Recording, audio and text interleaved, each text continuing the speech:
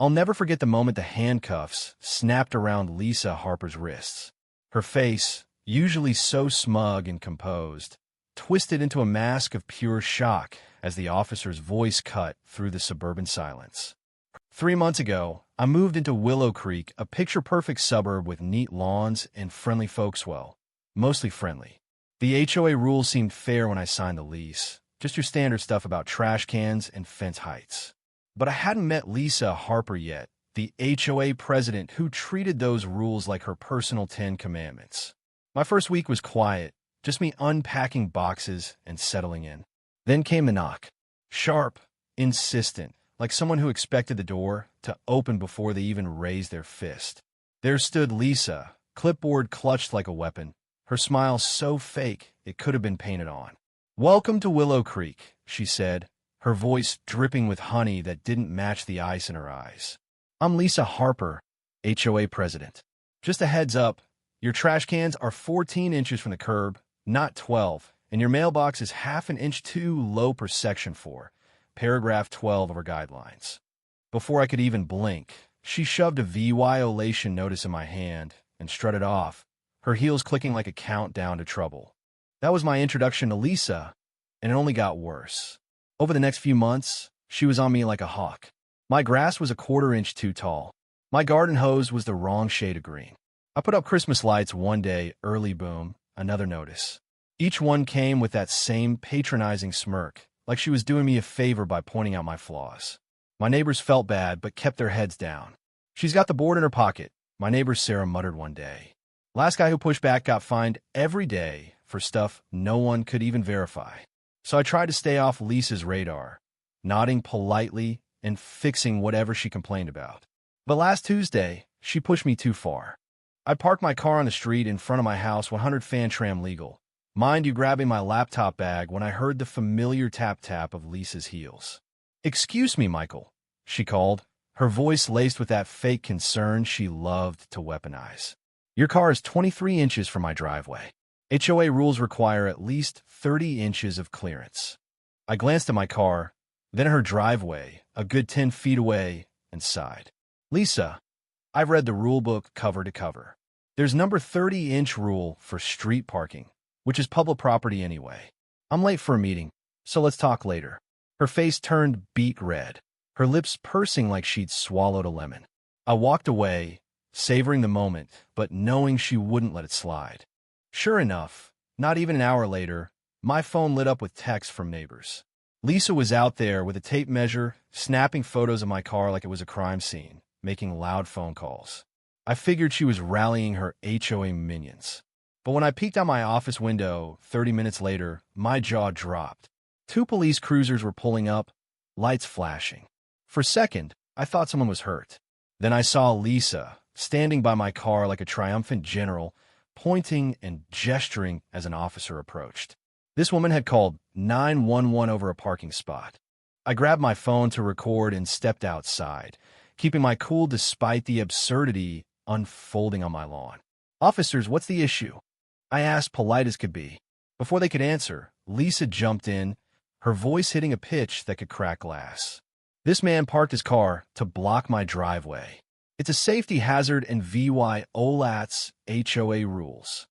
The taller officer, badge reading Officer Daniels, glanced at my car, then at Lisa, his brow furrowing.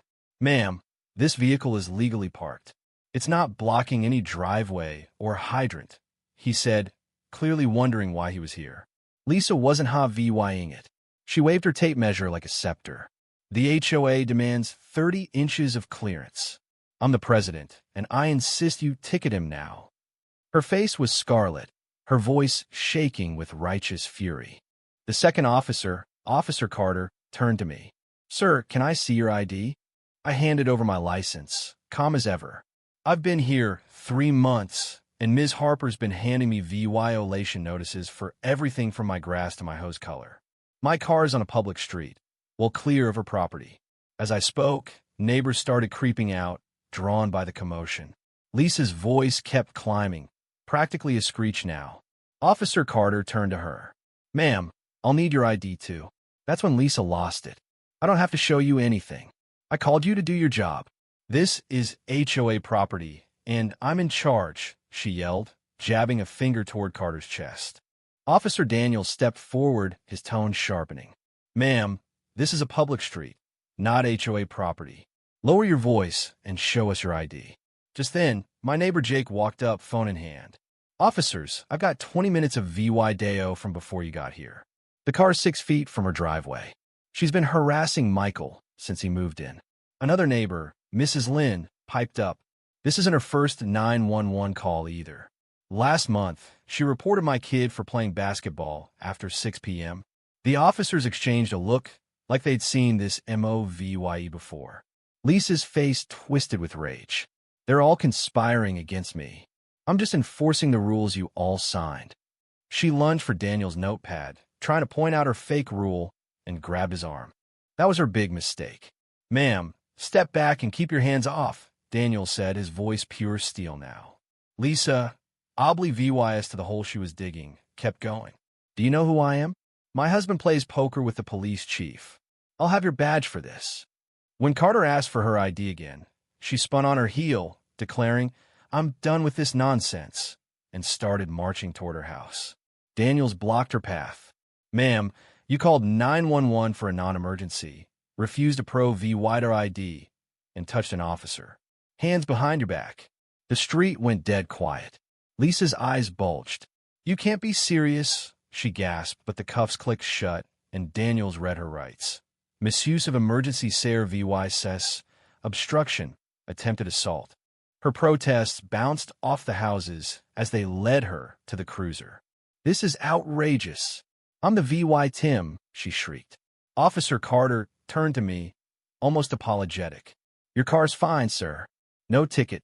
And, this isn't our first call about Ms. Harper. Lisa shot me a death glare through the cruiser window as they drove off, her perfect world crumbling. 2 weeks later, a letter from the county courthouse landed in my mailbox. Lisa faced multiple misdemeanors, including a DULA 1,000 fine for misusing 911 and up to 6 months in jail. The HOA called an emergency meeting where it came out that Lisa had made 14 fake 911 calls in a year, all over petty disputes. She'd been inventing rules, bullying neighbors, and acting like the HOA was her personal empire.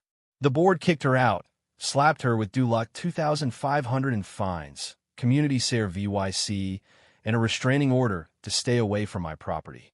When Lisa showed up to the meeting to defend herself, she lost it, screaming that I'd ruined her life by parking in the wrong spot. Security hauled her out as she flailed, her composure shattered. Looking back, it's almost funny.